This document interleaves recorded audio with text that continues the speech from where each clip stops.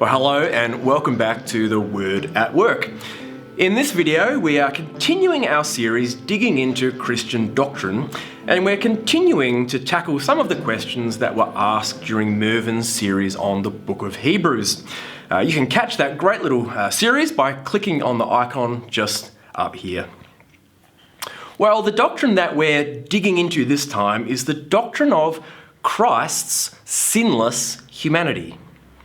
In Hebrews chapter 2, verse 17, it tells us that Jesus had to be made like his brothers, like us, in every respect, so that he might become a merciful and faithful high priest. And in chapter 4, verse 15, it encourages us by reminding us that we do not have a high priest who is unable to sympathize with our weaknesses, but rather one who, in every respect, has been tempted as we are, yet without sin. Now that sounds great, but how has Jesus been made like us in every way if he didn't sin? And if he couldn't sin? See, in what way can Jesus really sympathize with our experience of being human if he was and is sinless? I think the 18th century poet Alexander Pope sums up the tension quite nicely here. He famously wrote, "To err is human, to forgive divine."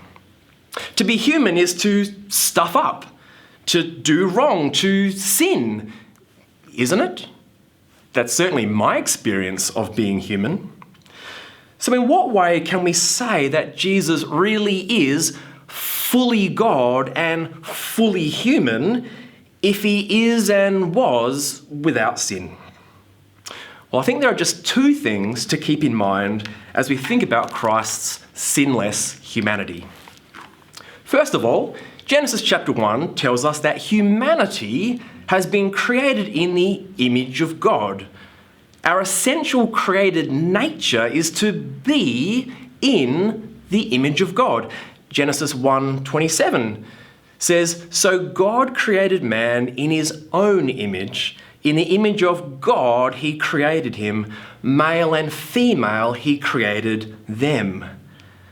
But note that sin doesn't even enter the picture until Genesis chapter 3. So sin is not actually an intrinsic or an essential part of our created human nature.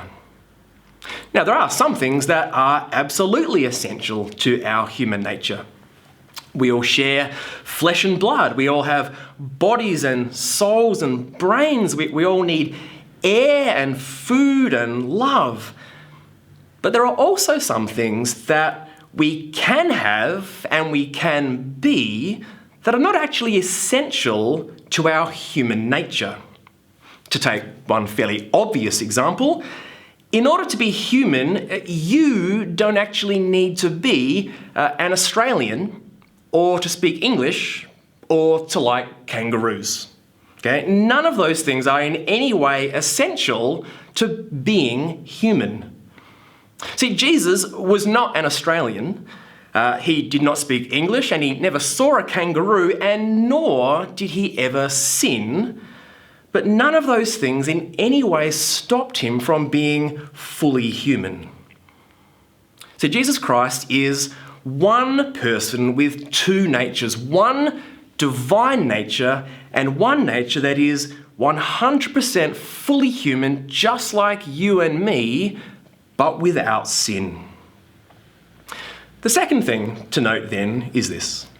Sin is not some added extra. It's not a bonus feature that somehow makes us even more human.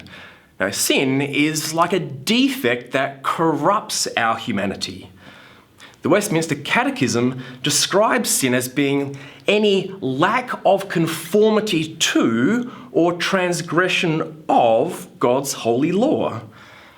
And when Jesus himself summarizes what's required of us to be human under that law, he tells us that we've been created to love the Lord our God with all our heart, with all our soul, and with all our mind, and to love our neighbours as ourselves. Which is why the traditional Anglican service, you confess your sin by recognising what you have not done. The prayer says, we have sinned against you in thought, word and deed. We have not loved you, God, with our whole heart. We have not loved our neighbours as ourselves. See, sin is a defect that corrupts our humanity. It's not some bonus feature that somehow makes us special. So just imagine that you have bought a brand new car, and then as you're driving away from the car dealership, you notice that your new car won't go into third and the air conditioner's not working, and then no matter what you do with the steering wheel, the whole thing just keeps swerving out in front of oncoming traffic. Now imagine that you go back to the car dealer and tell them what's wrong, only to have them tell you that, oh no, those things are added extras. They're bonus features for you at no extra cost. He tells you that, real cars do those sorts of things, so he just wanted to make sure that your new car was a real car in every way. Well, I don't think you would listen to that car dealer, and nor do I think we should listen to Alexander Pope when he tells us that to err is human. Why? Well, because to err or to sin or to stuff up, that's not actually part of our essential human nature. It's a corruption, it's a defect. Which brings us back to the good news of Hebrews 4.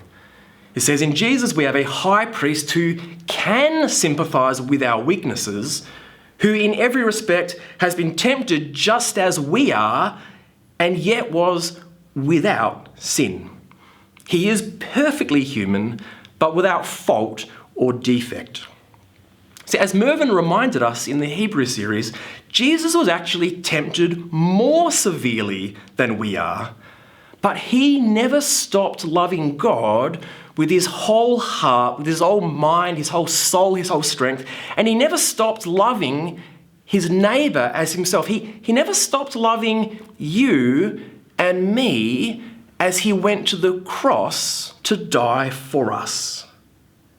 See, the doctrine of Christ's sinless humanity is a great comfort. It means that Jesus does get it. He does understand what it means to be you and to be me. And so the book of Hebrews actually exhorts us not just to think about this doctrine in the abstract, but rather to let it give us great comfort, to great confidence. Confidence that Jesus can and has dealt with our sin problem. So Hebrews 4:16 tells us that in the light of Christ's sinless humanity, it says, let us then approach God's throne of grace with confidence so that we may receive mercy and find grace to help in our time of need.